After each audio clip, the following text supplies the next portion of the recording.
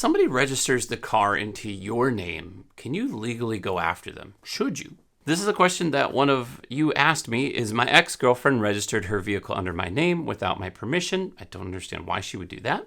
I found out when I received a speeding ticket with her license plate number, but the car is registered under my name.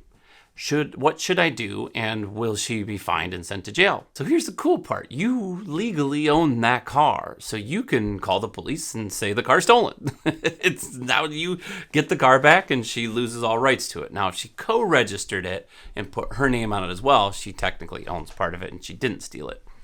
But if she did it without your permission, she had to actually go to some sort of DMV, some sort of website, and it's fraud. She put it in your name without your legal permission and right.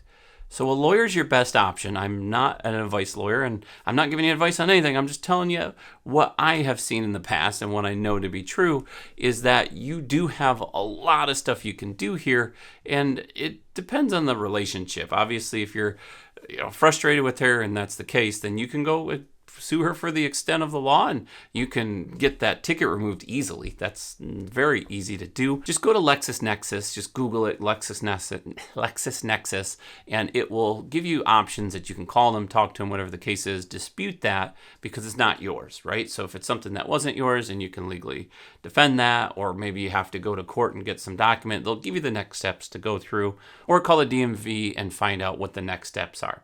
You probably should call the DMV or your whatever your version of Department of Motor Vehicles is and let them know that it's not your car, you never registered it, it was fraud, it was false, and then they can take care of the paperwork. They're not going to do any legal action. They probably don't even care about that part. They'll just unregister it from you, and then you can show proof of that to say, I took my steps, please get the tickets removed, so on and so forth.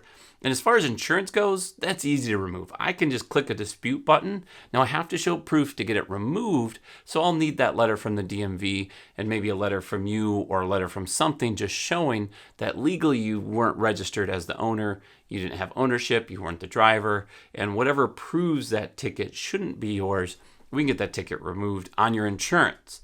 To get it removed from your record, you have to actually call the police department and find out what the next steps are there. If you have a vengeance, then call a lawyer. You legally probably have a lot to stand on, especially if she has a decent income. There's a lot that she could have hurt you with, and there's a lot that a lawyer would go after. Chances, I don't know. That's on you. You'll have to figure that out. Hopefully this is helpful. Mark with Think Insurance. See you in the next one.